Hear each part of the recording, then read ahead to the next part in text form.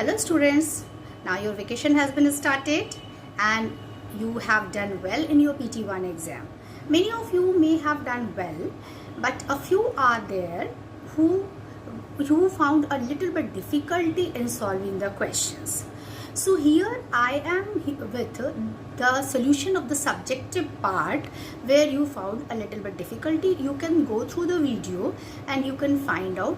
In this you will find out the way we want you to write it. Okay, so I know that if you are knowing the concept you can do it well, but what should be the way of writing? Here I am going to explain that only. Okay. Here I am with the solution of question number 1, that was to prove that 8 to the power n will never end with 0 for any natural number n. Okay, actually this question will be solved by using fundamental theorem of arithmetic. We all are knowing that it will never end with 0, but how to represent it, how to write it in correct process, I am going to show you that only. Okay, so here first of all we will factorize 8. So when we factorize it, what do we get? We get 2 to the power 3, because 2 into 2 into 2 will give us 8. So 8 to the power n will be equal to 2 to the power 3 to the power whole power n. Okay, this is here I am showing you the marks bifurcation. As you all are knowing that in CBSE board gives step marking, and many of you are not knowing what is the meaning of a step marking. This is called a step marking, that particular marks has been allotted to a particular step. Okay, so this is very important if you are going for writing board exam. So what do we find here? That the prime factors of 2, 8 is only 2. Then by fundamental theorem of arithmetic, what is fundamental theorem of arithmetic? That any composite number can be factorized in primes, and this is unique. Unique means the factor, the set of the primes will always be same. So this is fundamental theorem of arithmetic. The prime factorization of a composite number is unique.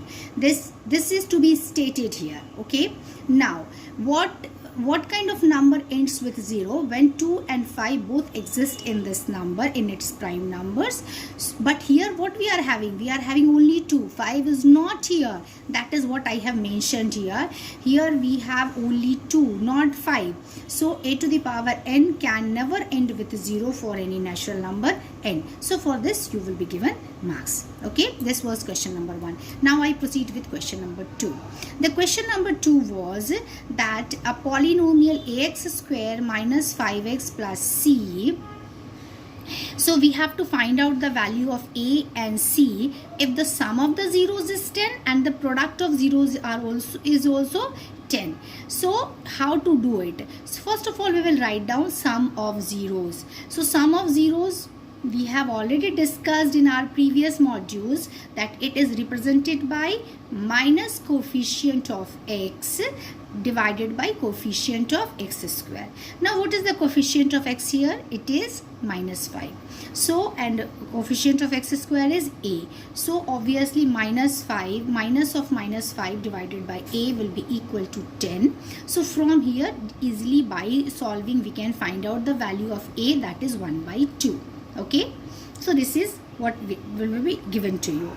Now the second is product of zeros. So product of zeros will be constant term divided by coefficient of x square. So constant is c here and coefficient of x square is a here. So that will be equal to c by a, that is equal to 10.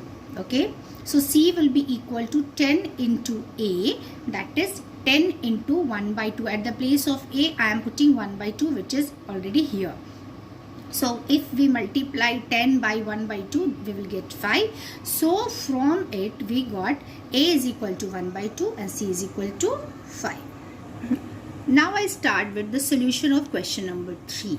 Okay, so the question number 3 was related to a pair of linear equations in 2 variables. The question is that a two-digit number, there is a two-digit number, 7 times of that number is equal to 4 times of the number when we get by reversing the digits, and the difference between both the digits is 3. So we have to find out the number.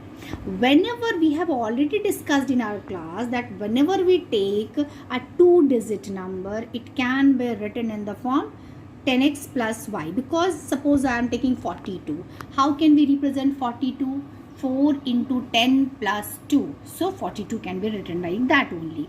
So here y is at unit place and x is at tens place.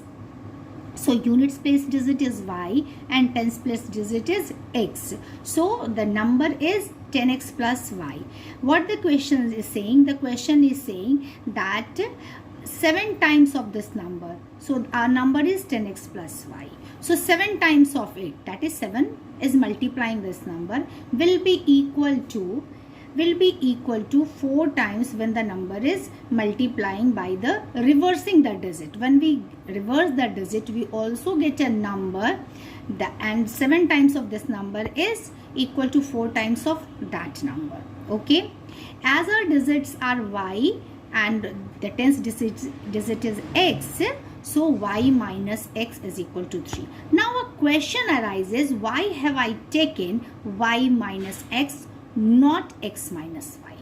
Because in most of the cases, the student make the mistake at this stage. How to find out what should be written, x minus y or y minus x? Now let me explain this to you. Okay. Now what do you think? 10x plus y is greater or 10y plus x is greater? Obviously, by seeing this equation, we find the 7 times of this number is equal to 4 times of this number. It means this number is smaller than this number. The meaning is that 10x plus y is smaller than 10y plus x. How I am showing you here? Suppose I am taking a number 3 and another number I am taking 4. Okay, so if we want to make these two numbers equal, and we have to show something, so which one is greater? Obviously 4 is greater. If we want to make both of them equal, for making 4 equal, what do we need to do? We should multiply it by 3. Okay, and we should multiply it by 4, then only we will get 12 and 12, and then both the numbers will be equal. So whenever we are taking two numbers, if we multiply one number by the greater number and one number by the smaller number, and then if we are getting two equal numbers, it means the first number, the number which was multiplied by the greater number, is the number itself is smaller than the next number, because 7 is greater than 4. So 10x plus y is smaller than 10y plus x. Now we come to the point. So from here, how can we identify which one would be greater, x or y? Because this expression shows that y is no doubt greater than x. Now if we take 57 and 75, so if we take greater digit at tens place and smaller digit at ones place, we are getting 75. And if we are taking smaller digit at tens place and greater digit at ones place, we are getting a smaller number, because this number is smaller than 57 is smaller than 75. So obviously this number is greater, 10y plus x is greater than 10x plus y. Obviously y will be greater than x. That is why we have taken y minus x is equal to 3.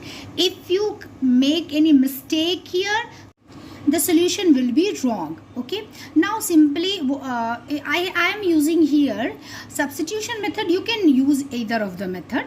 By doing that, I am taking from equation 2, I am taking the value of y. At the place of y, I am putting x is equal to 3 plus x, and that I have done in equation number 1.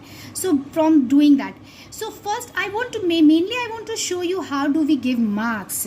For framing the equation, half marks is allotted, and for making both the equations, you will be given 1 mark. So that is what it has been given to you. Now so equation, when how to put the value of y in x, for that half marks is allotted.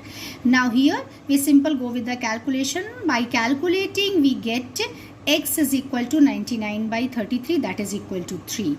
Now from here, if we get the value of x, from here we find out the value of y by putting the value of x in equation 2. So from here we get x is equal to 3. So what would be our number? At the place of x we will write 3, and at the place of y we will write 6.